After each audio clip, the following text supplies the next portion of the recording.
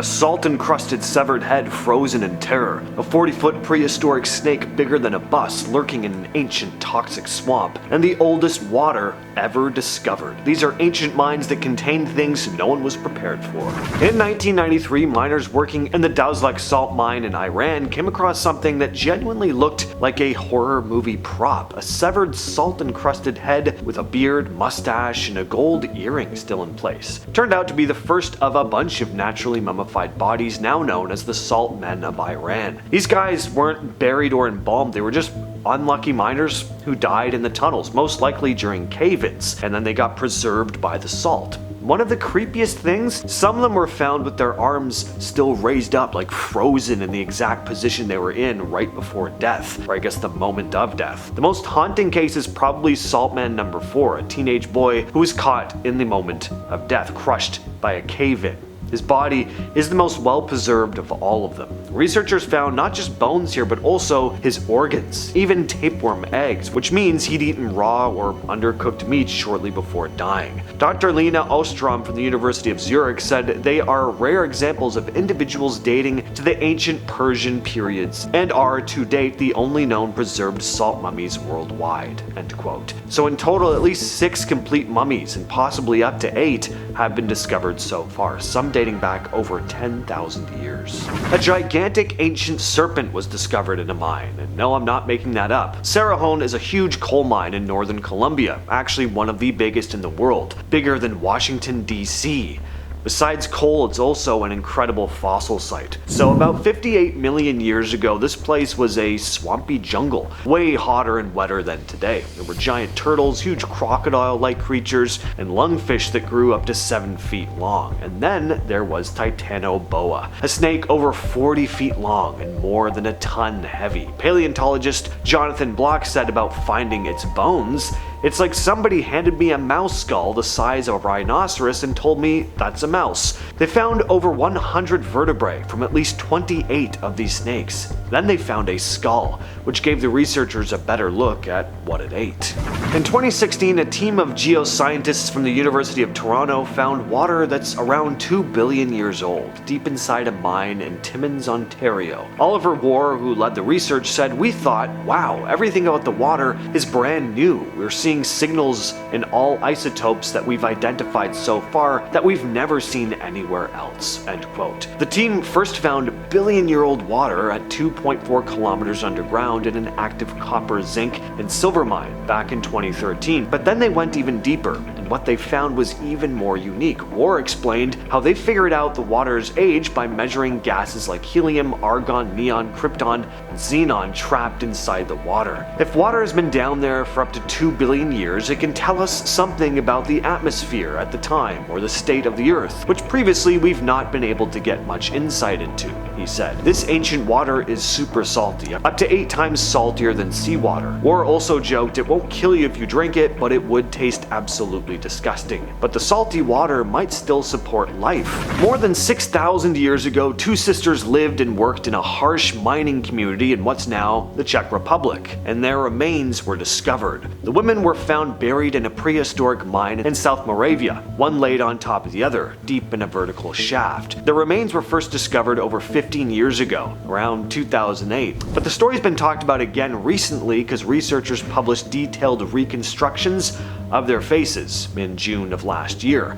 They were buried in the shaft probably because they had worked there, explained Martin Olivia, an archaeologist with the Moravian Museum. Olivia also said it's possible they were, quote, sacrificed or put down when they could no longer work. One sister had a broken forearm that never properly healed, but there was evidence that she was forced to keep working anyway. The burial gets even weirder though. Alongside the women, archaeologists found a newborn baby placed on the older sister's chest, but genetic testing confirmed that it didn't actually belong to her. Even stranger, a dog skull was found near the top sister's head, and the rest of its bones were near the lower skeleton. Moaning Cave in Calaveras County, California has always had a weird reputation. When gold miners found it back in 1851, they tried tossing torches in to see how deep it went, and they couldn't even see the bottom. Not long after, California's first state geologist Dr. John Tresk explored the cave and found human bones scattered inside. He didn't go full conspiracy theorist, but he admitted the scene was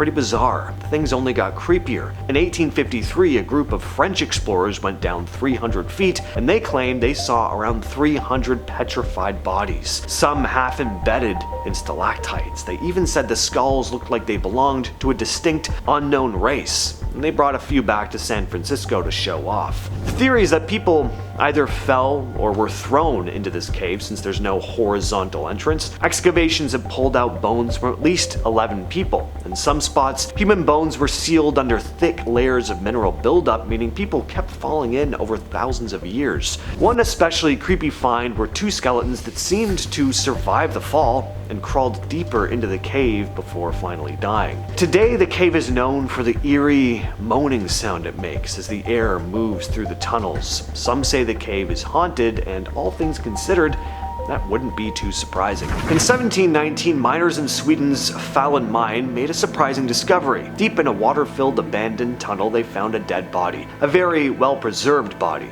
There was virtually no decay on the clothes, hands, or face, even though this person had been missing for 42 years. The man was later identified by his former fiancée Margaret Alsdotter as Fet-Mats Israelson, a miner who disappeared back in 1677. When the body was brought up, it dried out and became hard as wood, or as some described it, it turned into stone, which is why he got the nickname the Petrified Miner. But Fet-Mats wasn't actually petrified. The body was coated with vitriol, which we now call copper sulfate, which acted like a preservative. Once the vitriol evaporated, the body would start to decay, and that turned out to be true. Fet-Mats' body was displayed for 30 years before finally being buried in 1749, but the story didn't end there. In the 1860s, during church renovations, his remains were found again and put back on display until 1930, when he was finally given a proper burial in the churchyard. Now, you may see images of what looks like Fet-Mats on display online, but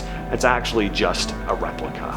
The Gwenya mine in southern Africa isn't just old, it's the oldest known mine on Earth, dating back about 43,000 years. That's long before cities, farming, or even writing existed, that we know of anyway. But hunter-gatherers were already carving into the earth here to extract hematite, which is this reddish, iron-rich rock. They weren't using it to build tools or weapons though. What they were after was the ochre, which they crushed into powder and used for body paint and rock art. Scientists think they used basic stone tools to dig out the red ore, just chipping away at the rock by hand. In the 70s, researchers found old digging tools made from bone and horn, along with signs of smelting that go back at least 2,000 years, but the original ochre mining is way older, thousands of years before Egypt or Mesopotamia even existed. I mean, people were mining here when mammoths were still around. That's pretty crazy.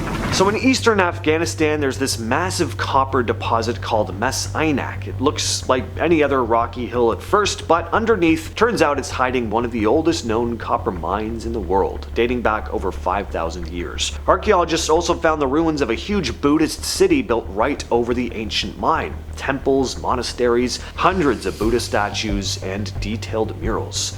People were meditating above the smelting furnaces. So the mix of religion and industry at the same site, it's super rare. Usually those two things are miles apart, but here, mining and spirituality were happening side by side. The city was around for hundreds of years, but of course, eventually it got buried and forgotten.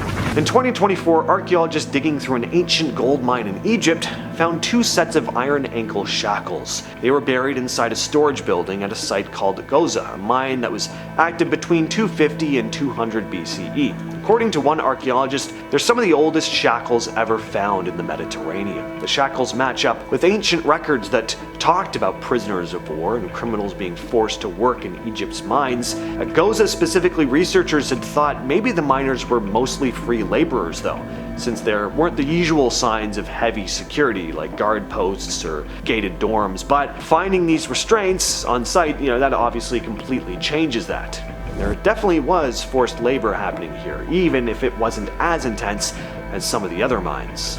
Auditor was a feral dog who lived and somehow survived right next to one of America's most toxic places, the Berkeley Pit, a copper mine in Butte, Montana that's also a Superfund site. A Superfund site, not super fun. A Superfund site.